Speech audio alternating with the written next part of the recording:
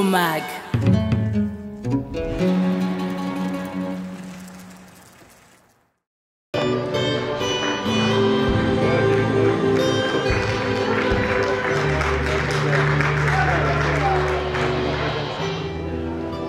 Elle dort à veille, toutes les 30 minutes elle se réveille.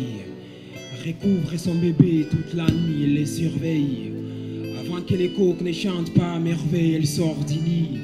Un enfant sur les dos, l'autre est dans les ventres, elle prend son bassin.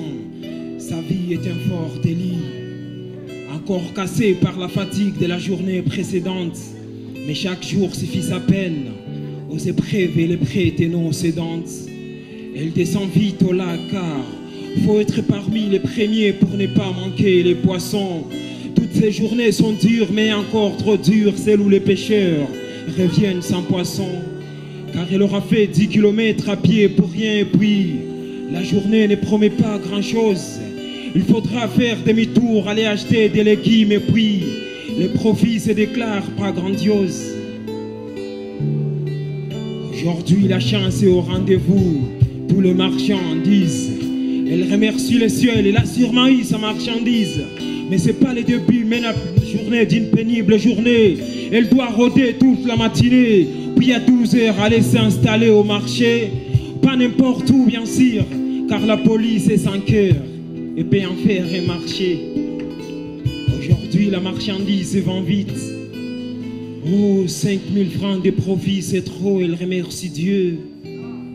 D'abord je me demande pourquoi ce sont les pauvres, ceux à qui la vie a beaucoup privé, qui remercient Dieu. À la maison, les travaux ménagers l'attendent. Elle doit aller chercher le bois de chauffage, aller puiser de l'eau, puis lessiver les habits de son mari sauvage. Son mari est un ivrogne, un drogué, un pauvre motard, un homme par défaut, un papa moutard. Tous les jours, il vient demain, je vais dire, après 0 heure, et repart à 5 heures. Faudra peut-être qu'il tombe malade pour voir que son fils a fait pousser les dents et qu'il a une de bonheur. Mais le pire, c'est pas ça. Le pire, c'est quand il rentre et qu'il toque à la porte. Sa femme engloutie par les travaux, un profond sommeil l'emporte. Il toque violemment et la femme s'éveille, déverrouille la porte. Il lui balance une violente gifle en guise de « Comment tu te portes ?» Mais la femme qu'on surnomme faible, tout ça, elle les supporte. Mais comment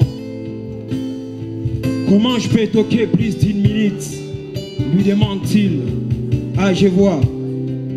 Tu voulais que je me fasse dévorer par un loup là dehors pour que tu ris de ma maison, imbécile. Pas de choix, la femme part dans la chambre en larmes et en silence, elle pleure. Car faut pas que son fils s'éveille, et surtout faut pas qu'il la voie en pleurs. Mais femme,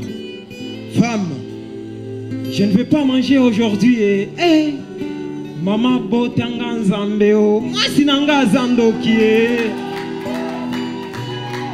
Amène-toi ici et sers-moi à manger avant que je ne te mette en pièces. Pas de choix, la femme ressort de la chambre et lui sert à manger, mais pas en liesse. Je suis le méchant de l'histoire, car cette femme, c'est la mienne. Oui, toi là, oui. Toi aussi, cette femme, c'est la tienne. Cette femme, c'est ma mère.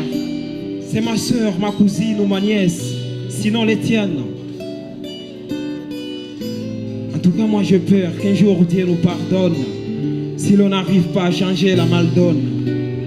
J'ai dit, je suis le méchant de l'histoire, car cette femme, c'est la mienne. Et toi, ne joue pas l'innocent, frère, cette femme, c'est aussi la tienne, ouais. Cette femme, c'est ma mère, c'est ma soeur, ma cousine ou ma nièce, sinon les tiennes. Soit on les soutienne, soit j'ai peur qu'un jour Dieu nous pardonne. Bien sûr, si l'on ne change pas la maldonne, si l'on ne change pas la maldonne.